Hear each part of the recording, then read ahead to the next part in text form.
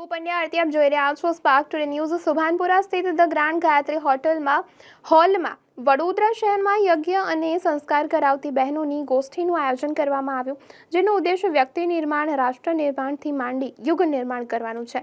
વ્યક્તિ નિર્માણનું બીજારોપણ ગર્ભમાંથી કરવામાં આવે તો નિશ્ચિત રૂપથી અલ્પ મહેનત અદ્ભુત પરિણામ લાવી શકાય છે। એવામાં કેટલાક જ્વલંત ઉદાહરણ ભારતીય સંસ્કૃતિના ઇતિહાસની ફલક પર જોવા મળે છે, જેમાં કે ગર્ભ સંસ્કાર દ્વારા પ્રહલાદ, અભિમન્યુ, વીર શિવજી, રામ, લક્ષ્મણ, હનુમાન, લવકુશ વગેરે દ્વારા દેશ, સમાજ અને સંસ્કૃતિના ઉત્થાન માટેનો અમર ઇતિહાસ રચાયો। આ અભિયાનનું લક્ષ્ય યોજના, વિજ્ઞાન વગેરે, જેમાં ઉમાબેન પંડ્યા, કીર્તિબેન દેસાઈ, અમીબેન ઠક્કર દ્વારા ખૂબ જ સુંદર સરસ શૈલીમાં રજૂ કરવામાં આવ્યું। સમગ્ર કાર્યનું સંચાલન મનીષાબેન ઠક્કર પાદરા દ્વારા કરવામાં આવ્યું। આંદોલનનો ને ખૂબ વ્યાપક પ્રચાર પ્રસાર કરી વેગ આપવા માટે ખૂબ સુંદર સૂચનો વડોદરાની સક્રિય બહેનો દ્વારા પ્રાપ્ત થયા। વડોદરા શહેરના વરિષ્ઠ હસુબેન પાઠક દ્વારા બહેનોને ખૂબ જ પ્રોત્સાહિત કરવામાં આવ્યા, જેમાં સમગ્ર વડોદરા શહેરમાંથી 70થી વધુ બહેનોએ ખૂબ જ ઉત્સાહભેર ભાગ લીધો। જય ગુરુદેવ।